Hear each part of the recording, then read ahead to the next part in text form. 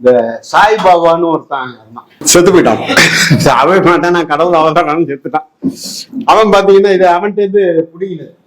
இது ஒரு வெறும் டம்ளர். அவன் என்ன பண்ணான்னா இந்த டம்ளரை ஒரு பெரிய அண்டா குள்ற வச்சான்.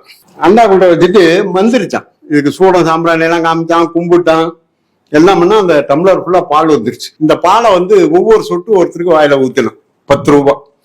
அன்னைக்கு 1 கிலோ அரிசி 2 ரூபாய், 5 கிலோ அரிசி வாங்கலாம். இன்னைக்கு 5 கிலோ அரிசி 250 ரூபாய். சாய்பாபா 67 அதை செய்யறான். எங்க ஊர்ல எங்க அம்மா போய் நின்று அந்த பாலை வாங்கிட்டு வராங்க. நான் ஏழாவப்படுத்திட்டு இருக்கேன். அண்ணா முதலமைச்சர், பேரரசு அண்ணா முதலமைச்சர். இப்ப அதை வச்ச டம்ளர் பாத்தீங்கன்னா உங்களுக்கு எதுக்கதான் வச்சேன், வெறும் டம்ளர் தான். இங்க பாருங்க,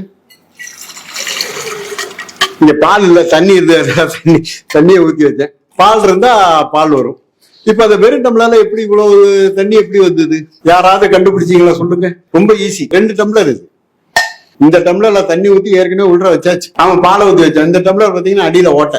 இதுல நான் தண்ணி ஊத்தி வச்சுட்டேன். இதை வச்சா இது இறங்கறதுக்கு கொஞ்சம் நேரம் ஆகுது பாருங்க. அது வரைக்கும் அவன் சூடம் சாம்பிராணி காமிச்சிட்டு இருப்பான். நம்ம என்ன நினைச்சிருப்போம், சரி ஐயர் மந்திரிக்கிறாரு, வரைக்கும் இறங்கிடுச்சு. இப்போ உங்களுக்கு அங்கேருந்து பார்த்தா தெரியாது. இதுதான், இந்த மாதிரிதான் யார் எது செய்தாலும் அது முழுக்க முழுக்க ஏமாத்து வேலைதான்.